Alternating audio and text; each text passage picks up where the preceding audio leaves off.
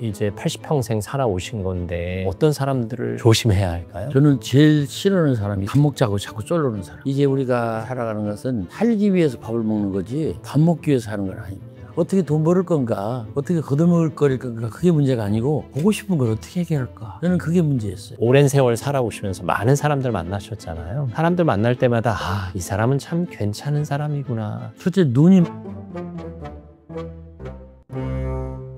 안녕하십니까. 책이 삶이 되고 삶이 책이 되는 시간, 책과 삶, 책과 사람의 김재원입니다. 여러분은 어떤 인생관을 갖고 살아가십니까? 아니면 어떤 좌우명이 있으신지요? 인생관, 좌우명, 우리가 다른 사람과 맺는 관계에서 영향을 미칠 텐데요. 오늘 어른 시인 한 분 모시고 그런 이야기 나눠볼까 합니다. 여러분이 좋아하는 시인, 우리에게 평온함을 선물하는 시인 나태주 시인과 함께합니다. 감사합니다. 저는 서울에서 남쪽 공주에서 55년 동안 시를 쓰면서 살아온 늙은 나태주입니다. 젊은 나태주가 있거든요. 노래하는 나태주가 있어서. 네, 어른 나태주 시인이시죠. 네, 선생님 오랜만에 뵙는데요. 여전하시네요. 여전히 건강하신 거죠? 많이 변했어요. 이 밑에 이게 불구스름한 것도 바이러스가 생겨가지고 많이 헐었었거든요. 그래서 지난 추석 때 끙끙 엄청 많이 괜찮으시죠? 지금은 많이 좋아졌습니다. 네, 괜찮으신 거죠. 네, 아유, 오래오래 건강하시길. 그래서 또 오래오래 우리에게 좋은 시를 선물해 주시기를 기대하겠습니다. 선생님 삶을 이제 80평생 살아오신 건데 주변에는 어떤 사람들이 남아있던가요? 저는 제일 싫어하는 사람이 이런 사람입니다. 밥 먹자고 자꾸 쫄르는 사람. 밥술을 거하게 사주면 말이 바뀌는 사람이 있어요. 예를 들면 조금 지나치게 좋은 술 넣고 밥 사주고 이렇게 하면 밥값을 말할 수는 없는데, 그러면서 말법이 다 달라져요. 이쪽에 대한 대우가. 나는 그런 사람하고는 안 친하고 싶습니다. 이제 우리가 살아가는 것은 살기 위해서 밥을 먹는 거지 밥 먹기 위해서 하는 건 아닙니다. 우리나라가 그렇게 바뀌었어요. 시대가 바뀌었죠. 그럼요. 좀 착각하지 말아야 돼요. 우리는 밥 먹으려고 사는 거 아닙니다. 먹고 잘 살려고 밥은 잠깐 먹는 거죠. 그리고 우리가 밥을 이렇게 한번 사주잖아요. 그때도 옛날에는 이랬어요. 내가 밥값이 5만 원 나갔으면 저 사람을 위해서 5만 원 썼다고 그러는데 그건 어림없는 착오예요. 첫째, 2만 5천 원 내가 먹었고요. 절반은? 네. 절반 2만 5천 원 저 사람 사줬고, 또 하나는 내가 외롭게 혼자서 밥을 먹을 수 있는데 그 사람이 밥을 먹어줬기 때문에 2만 5천 원보다도 훨씬 한 10만 원 리치에 나에게 이득을 준 거예요. 그러니까 그 사람이 나한테 밥을 얻어먹은 게 아니라 내가 그 사람한테 덕을 본 거고, 그 사람이 나한테 밥을 먹어준 거예요. 같이 앉아준 거예요. 저는 그렇게 생각해야 된다고 생각해요. 오히려 내가 사주는 밥값이 순수한 호의가 아니라 그 사람이 내게 베풀어 주신 시간의 은혜에 대한 보상이고 대가라는 얘기. 같이 밥 먹어줌으로 나는 외롭게 혼밥을 할 수 있는데 둘이 밥 먹었잖아요. 우리 생각을 그렇게 바꿀 필요가 있어요. 관점의 전환. 네. 그러니까 말은 번지를 하고 얼굴은 그냥 온화한데, 번지르는 말 속에 자기 이득만 챙기려고는 그런 게 있고, 온화하고 좋은 얼굴 속에 나쁜 의도가 있다면 당연히 멀리해야죠. 공자님 그랬어요. 교원 영세 하는 사람한테는 어진 사람이 드물다. 당연히 가까이 하지 말라는 얘기입니다. 그런 우려 때문에라도 어느 정도 관계가 형성되지 않은 사람들하고는 웬만해선 밥을 같이 안 먹는다. 제가 제일 밥 같이 먹고 싶어 하는 사람은 우리 집사람. 같이 먹어도 탈이 안 나거든요. 아니, 늘 같이 드실 텐데도. 근데 우리가 늙어서 집사람하고 밥 먹는 기회가 많지가 않아요. 생애가 많이 안 남았기도 하고, 아침은 거르고요, 저녁은 먹고 들어가고요. 그래서 점심밖에 없는데, 제가 문학관 근방에 있을 때는 직원을 보내서 집사람을 데리고 오라고 그래서 직원들하고 같이 먹어요. 그래서 우리가 뭐 하루 중에 한 끼는 좀 같이 먹자. 그리고 우리 집사람이 그걸 또 좋아해요. 그래서 주로 이제 10,000원 못 되는 6,000, 7,000원, 8,000원 되는 콩나물국밥 이런 걸 같이 먹지. 밥에서 인심이 나고 또 밥에서 그럼요, 정이 그럼요. 나니까요. 오히려 어느 정도 관계가 형성된 사람하고 밥을 먹는 게 편안한 시간들이다, 이런 말씀. 차라리 안 좋은 사람하고 밥 먹는 것보다는 혼자 먹는 게 좋습니다. 그리고 또 한 수 가르쳐 주신다면 또 어떤 사람들을 조심해야 할까요? 돈만 챙기려고 생각하는 사람. 학교 선생을 했어요. 글을 썼어요. 참 좋은 사람입니다. 출판을 오래 시골에서 하다 보니까 이 사람은 무엇이든지 돈으로 계산해요. 그냥 시장, 돈 관계로 하는 거예요. 아주 몸에 뱄어요. 나는 그런 친구가 한 50년 넘은 친구가 있는데, 그 친구하고는 끊었다 이었다 하는데 50년 때문에 아주 끊을 수는 없고, 그런 게 나올 때는 내가 끊지요. 근데 내가 가끔 끊을 때, 거절하지 않는 사람이 거절할 때 그 사람을 모르는 것 같더라고. 무엇 때문에 자기한테 자기가 찾아온다는데도 오지 마라 하는 이유를 모르는 것 같아요. 가끔은 그런 사람은 내가 벌 세워주고 싶어요. 거기 그대로 있어. 오라고 할 때까지. 모든 사안을 돈으로 환산할 경우 관계조차도 돈으로 평가하겠구나 하는 생각이 드는 거죠. 아니 돈이 필요하지요. 네네. 살아가는데 좋은 건데 돈만은 아니거든요. 돈이 전부는 아니니까. 그럼요. 우리 살아가기 위해서 돈 있는 거지 돈 때문에 사는 건 아닙니다. 사실 사람과 사람의 관계에는 돈 이외에 설명할 수 있는 요인들이 참 많잖아요. 그럼요. 네. 보고 싶은 것도 그거죠. 그건 보고 싶은 건 돈하고 관계가 없어요. 제가 이제 묘비명이라는 시에서도 그런 소리를 썼는데 많이 보고 싶겠지만 조금만 참자. 그게 한 문장인데 제 일생의 큰 문제가 보고 싶은 거였어요. 보고 싶다. 외할머니도 돌아가셨는데 되게 보고 싶거든요. 근데 그걸 어떻게 해결하는가. 그것이 저한테는 큰 문제였고 그것이 저를 시를 쓰게 했어요. 보고 싶다. 너무너무 보고 싶다. 근데 볼 수 없다. 그러면 그것을 해결하기 위해서 그걸 어떻게 대신 충족시키기 위해서 저는 시를 쓸 수밖에 없었어요. 네. 사랑하는 가족이 혹은 사랑하는 사람이 어쩔 수 없이 우리 곁을 떠나게 될 때 멀리 있을 때도 마찬가지예요. 비록 살아있지만 멀리 있을 때도 미국 같은 데 이민 가 있는 가족이 있다면 얼마나 보고 싶겠어요. 그럴 때 우리는 문학, 시 이런 걸 통해서 우리가 위로받고 사는 게 아닌가 그런 생각이 그 보고 싶다라는 감정이 애도의 일환이 될 수도 있겠네요. 애도기도 하고요. 네. 사랑이기도 하고요. 제가 데뷔할 때 쓴 시가 어제는 보고 싶다 편지 쓰고 어젯밤 꿈엔 너를 만나 쓰러져 울었다. 자고 나니 눈두덩엔 메마른 눈물 짜주 문을 여니 산골엔 실비다라는 게 이런 시를 써서 제가 시인이 됐거든요. 많이 사람들이 비웃었을 거예요. 저런 것도 시주문의 감인가. 아유 무슨 말씀을 시주문에는 좀 거창하고 황당하고 그래야 되는데 너무 쫄아붙은 시가 아닌가. 그런데 저는 그런 시로 시인이 됐어요. 어쨌든 이 시에도 어제는 보고 싶다 이런 말이 첫 문장에 나오거든요. 이 보고 싶은 걸 어떻게 해결할 건가. 저는 그게 문제였어요. 어떻게 돈 벌을 건가. 어떻게 거둬먹을 거릴 건가. 그게 문제가 아니고 보고 싶은 걸 어떻게 해결할까. 그게 저의 필생의 과업이었고 시 쓰는 이유입니다. 맞습니다. 사람마다 문제가 다르죠. 누구는 돈이 필요하고 누구는 보고 싶은 감정을 어떻게 다룰까. 지금은 누가 보고 싶으세요? 병원에서 2다리 다 수술한 우리 집사람. 밖에 나와 계실 때문에 마음 쓰이시. 괜찮을 거예요. 건강한 다리 얻으러 갔으니까 의사가 잘 치료해서 소원다리로 태어나게 해줄 것입니다. 얼른 건강해지셔서 함께 산책하고 또 함께 걸으면서 도란도란 이야기 나누실 그날을 기다리겠습니다. 그럼 선생님께서는 주로 어떤 사람을 가까이 두고 싶으세요? 변함없는 사람. 제가 이제 문화원장을 할 때 현대소라고는 국장이 있었어요. 이 사람이요 2년 동안 계속 나보고 원장이라고 안 하고 전에 있던 원장을 원장이라고 하더라고요. 굉장히 섭섭했어요. 그리고 그 전에 원장하고 있었던 어떤 것들을 나한테 소상하게 얘기를 안 해요. 내가 알아야 되는데. 그래서 내가 굉장히 불만을 했는데 나중에 보니까 이 사람이 진짜 내 사람이에요. 알고 보니. 네. 왜 그러냐니까 자기가 모시고 있던 전 원장에 대해서 나한테 이런 방구도 비난하거나 그 사람에 대한 어떤 것을 이야기를 안 하므로 나중에 나한테도 그럴 거라고요.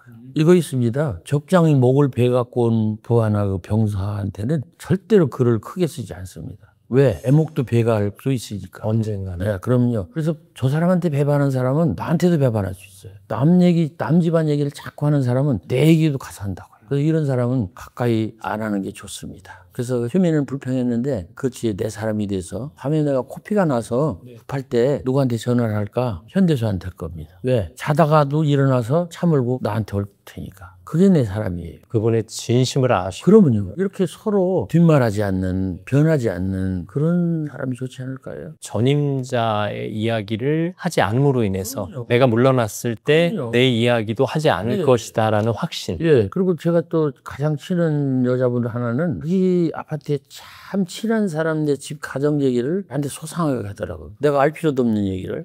그래서 그 뒤에 내가 마음을 결정했어요. 우리 집 얘기 이 사람한테 절대 얘기 안 한다. 왜? 우리 집 얘기 딴 사람한테 하고 싶을 것 같았죠. 이런 사람은 아까 얘기한 대로 교원 영색하는 사람이에요. 어떻게 보면 우리 인생을 불행하게 만들 가능성이 있는 사람. 당연하죠. 네 행복이 나의 불행이고 네 불행이 내 행복이라고 생각하는 사람 아닐까요? 그건 아니죠. 타인을 평가하기에 앞서 내가 어떻게 이야기하고 내가 어떻게 사람을 대해야 하는지를 알려주시는 교훈이 아닐까 싶습니다. 시인으로서 선생님으로서 오랜 세월 살아오시면서 많은 사람들 만나셨잖아요. 사람들 만날 때마다 이 사람은 참 괜찮은 사람이구나. 첫째 눈이 맑은 사람이 좋습니다. 그래서 눈을 이렇게 쳐다볼 때 눈이 부드럽게 그쪽에 들어가면서 눈빛이 지나치게 거부하지 않고 이쪽 눈을 지나치게 빨리 강력하게 빨아들이지 않는 한마디로 말하면 선한 사람이죠. 눈이 편안한 사람. 네, 편안한 사람. 막다고 그랬는데 편안하다고 고치는 게 좋겠네요. 어떤 사람 눈은 내 마음, 이런 정신 이런 것들이 블랙홀처럼 빨리 들어가는 사람이 있어요. 네, 그것도 부담스러워. 부담스럽죠. 어떤 사람은 막 거부하는 사람이 있어요. 근데 이 적당한 선에서 타협하고 눈빛이 중간에서 머뭇하면서 좀 들어가지고 나오고 그런 사람. 나는 그게 바로 사랑이라고 생각합니다. HS인데 술은 입술로 들어오고 술은 입으로 들어오고 사랑은 눈으로 들어오는 것. 사람이 살아서 알아야 할 것은 오직 이것뿐. 나는 지금도 술잔을 들어 입술에 대고 너를 바라보며 눈물 글썽이고 있다. 아일랜드 노벨상 수상한 사람인데 사실은 제목이 술노래지만 바탕에 깔린 건 사랑을 얘기하는 겁니다. 술이 입술로 들어오고 입으로 들어오고 사랑은 눈으로 들어온다. 근데 우리는 거꾸로 알 수가 있어요. 입으로 들어오는 게 술인데 이게 사랑인 줄 알 수 있어요. 그래서 오해하지 말라. 그래서 밥과 술은 입으로 들어오는 거예요. 그리고 사랑은 눈으로 들어오는 것이다. 그래서 내가 비록 술을 지금 마시고는 있지만은 눈으로 너를 쳐다보면서 내가 눈물 글썽이고 있다. 사랑하고 있다. 그런 얘기입니다. 제가 제일 좋아하는 시 중에 하나인데. 사랑이 눈으로 들어오고 또 눈으로 사랑을 말하기도 하니까. 그렇죠. 네. 대본에 할 수 있죠. 눈을 보면 저 사람은 선하고 나를 받아줄 것인가 아는가 그거 대본할 수 있습니다. 선생님, 제 눈은 어떻게 보이세요? 아나운서 하신 이런 분들은요 다 선량하세요. 아, 감사합니다. 누군가의 이야기를 들어야 하니까요. 그럴 거예요. 네, 네. 그리고 또 어떤 사람들이 마음에 드세요? 나를 많이 기다려주는 사람.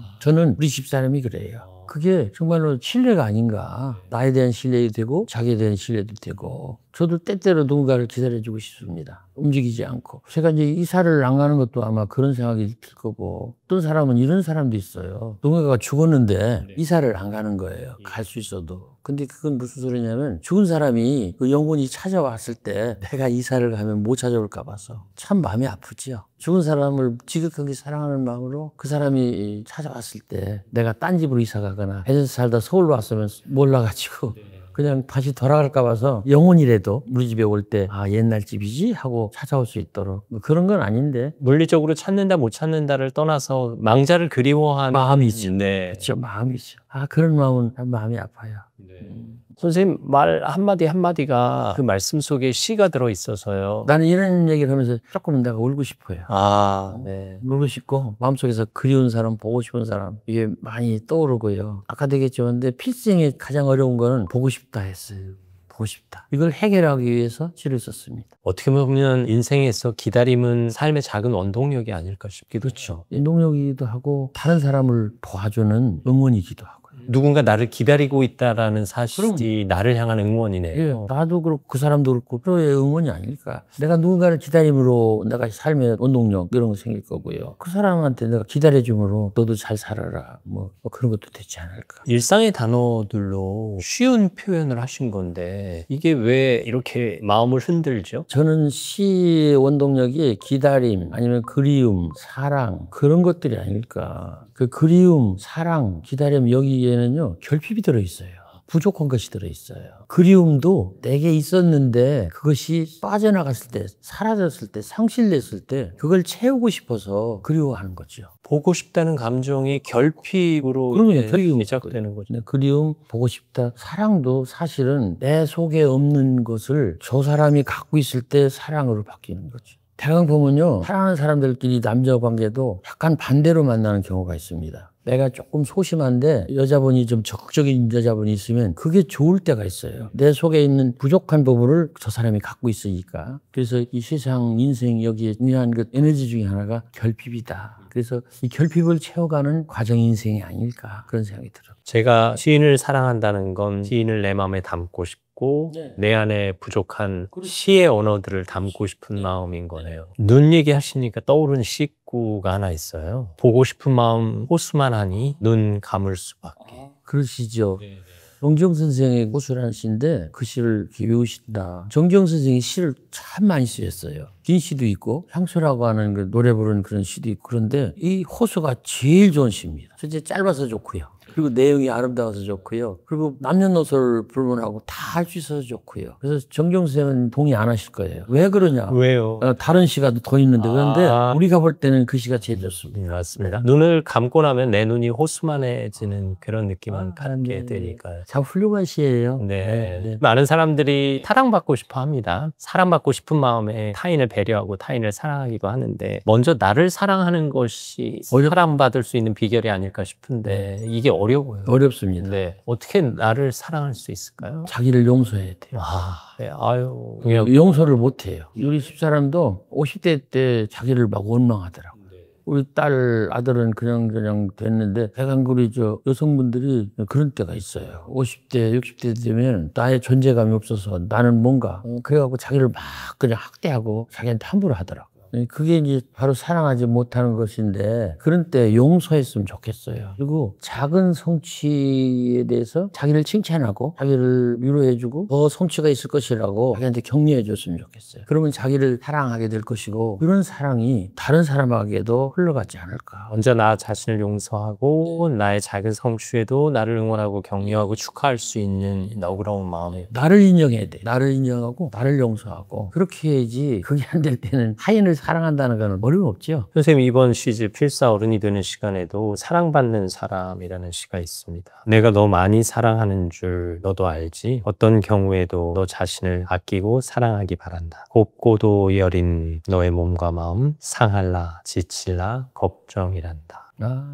이 책 좀 묘한 책이에요. 네. 다른 재탕 시집에 안 실린 시를 주로 골라서 실어요. 이거 에디터의 배려 같은데 그러다 보니까 독자들이 나태주의 새로운 책이다. 새로운 읽어보지 못한 들어있는 시집이다. 이렇게 얘기를 해요. 그래서 저한테는 매우 그것이 축복으로 들립니다. 게다가 필사할 수 있는 여백도 남겨주셔서 소중하게 나만의 시간을 챙기는 그런 느낌이 아닐까 싶기도 해요. 진짜 필사하다 보면 선생님의 시가 내 마음에 들어오고 그 사이에 내가 선생님처럼 어른이 될 수 있지 않을까 싶기도 하거든요. 자기를 찾는 겁니다. 우리는 자기를 찾지 못해가지고 남을 따라다녀요. 특히 그 유행이라는 것이 그건데 이게 이런 옷이 내가 좋으면 이런 옷을 내가 사서 입어야지 길거리에서 본 사람들의 옷을 내가 한사코 사서 입고 똑같이 제복처럼 다니는 거는 매우 불편하잖아요. 그래서 진짜 어른이 된다는 것은 내 인생의 길을 내가 선택해서 내가 가는 거거든요. 남이 가는 길을 내가 가면 그것은 아이들이죠. 따라가는 거죠. 그래서 그 책에서 의도하는 것도 내가 되는 자기가 되는 그래서 어른이 되는 그리고 자기 인생을 자기가 스스로 열어가는 그런 것을 의도해서 이 책을 만들었을 거라고 생각합니다. 요즘 필사가 인기예요. 동호회도 많이 생겼고요. 독서 모임에서도 필사를 많이 하고 나 혼자만의 시간에 내가 할 수 있는 일이 많지 않은데 그때 책을 읽으면서 또 그걸 글로 옮긴다는 거 일종의 마음을 새기는 작업이 아닌가 싶은데 필사라는 작업의 힘에 대해서 어떻게 생각하세요? 필사를 할 때는 한번 읽으면서 필사하는 게 더 좋을 것 같아요. 소리 내서 예, 소리 내서 일단은 눈으로 한번 읽고 소리 내서 읽을 때 귀로 한번 들으니까 또 읽는 거고요. 그리고 쓸 때 몸으로 눈으로 이렇게 또 한번 읽으니까 필사를 한번 할 때 소리 내서 읽으면서 필사를 하면 3번, 4번 읽는 것과 같은 효과가 있습니다. 시낭송하는 사람들도요. 자기가 낭송을 하고 그걸 들어요. 들음으로 외우는데 도움이 된대요. 읽기만 하고 혼자 하는 게 아니라 듣는 것 때문에 그래서 소리내서 읽으면서 필사하면 집중력이 강할 것이다. 톨스토이가 말하기를 인생 성공에서 3가지 동인이 있는데 하나는 자기하고 소통, 타인과 소통, 그 세상과 소통. 소통 중에서 또 3가지가 나하고 소통, 너하고 소통, 세상과 소통. 그리고 2번째가 몰입을 얘기했다고 그래요. 몰입. 그러니까 모라의 경지에 이르는 거죠. 자기를 잃어버릴 정도로 어디에 깊이 빠지는 거죠. 그 다음에 3번째가 죽음을 기억하는 삶. 이게 이제 톨스토이가 생각한 성장의 3가지 동인인데 그 중에 그 몰입하는데 가장 좋은 방법 하나가 필사입니다. 그래서 요즘 사람들이 자기를 찾고 싶어서 자기 인생을 들여다보고 싶어서 필사에 많이들 마음을 쓰는 것 같고 출판사에서도 그런 책을 내주는 것 같습니다. 말씀하신 대로 성장의 동력, 소통 나와의 소통, 너와의 소통, 세상과의 소통, 또 하나 몰입. 나 자신을 사랑할 수 있는 시간이기도 하네요. 그리고 또 죽음을 기억하는 삶, 삶을 정리하고 마무리할 수 있는 여유도 필요하다는 건데요. 시를 대하는 방법이 여러 가지예요. 외우기도 해볼까요? 외우기 얘기에서는 제가 황동기 선생 얘기를 많이 하는데요. 황동기 선생이 고등학교 3학년 때 즐거운 편지라는 시를 쓴 분입니다. 그분 대표작 중에 하나인데 고등학교 3학년 때 쓰셨어요. 그 양반 숨은 얘기인데 누나의 친구가 너무 좋아가지고 그 생각을 늘 갖고 있다가 누나의 친구도 모르게 자기가 이제 그 시를 쓸 거예요. 모든 시는 짝사랑이 시작이니까 사랑도 그렇고. 그런데 양반이 황동기 선생이 한용운 선생 시를 20편을 외웠대요. 그냥 딸딸딸 외웠대요. 고등학생이 외웠는데 외우고 나니까 자기 어법으로 한용운 선생의 표현 방법 이런 것을 빌려서 자기 어법으로 나오더라는 거죠. 한번 관심 있는 분들이 즐거운 편지를 읽어보시고 한용운 선생의 시를 떠올려 보시면 즐거운 편지 꼭 해. 한용운 선생의 어법이 좀 들어있어요. 이렇게 외우는 것이 대가 시인으로 가는 그 첫 번째 좋은 방법입니다. 그리고 이 필사는 또 외우는 데 도움이 돼요. 필사를 여러 번 하다 보면 외워지지요. 저도 필사를 합니다. 내 시를 필사하는 게 아니고 좋은 사람들 시 이런 거 있으면 제가 노트에다 꼭 갖다가 베낍니다. 일단 여기 핸드폰에다가 적어가지고 가서 제가 이제 다시 옮겨 적지요. 시를 대하는 네 가지 방법, 눈으로 보기, 소리 내어 읽기, 필사하기, 외우기. 예, 그걸 정리해 주시니까 좋네. 그렇게 말씀해 주셔서 감사합니다. 네, 우리 시대에 어른이 계시다는 것도 그 어른이 시인이라는 건 우리 세대에게 엄청난 축복이 아닐까 싶습니다. 어른이 필요한 건 사실입니다. 일단은 뒷전에 앉으셔서 잘하도록 기도해주고 도와주고 그리고 무엇이 필요한가를 뒤에서 좀 작은 역할을 해주는 게 진정한 어른이 아닐까 그런 생각이 듭니다. 네, 우리에게 어른이 되어주셔서 또 시인이 되어주셔서 진심으로 감사합니다. 오늘 우리에게 평온함을 선물하는 시인 나태주 시인과 함께했습니다. 말씀 감사합니다. 감사합니다. 네. 오늘 몇몇 단어들을 마음에 새깁니다. 보고 싶음, 기다림, 그리고 그리움. 그 단어들의 여러분만의 해석, 새로운 해석을 담아보는 하루 보내셨으면 좋겠습니다. 오늘도 함께해 주셔서 감사합니다. 다음 시간에도 여러분 곁에 있겠습니다.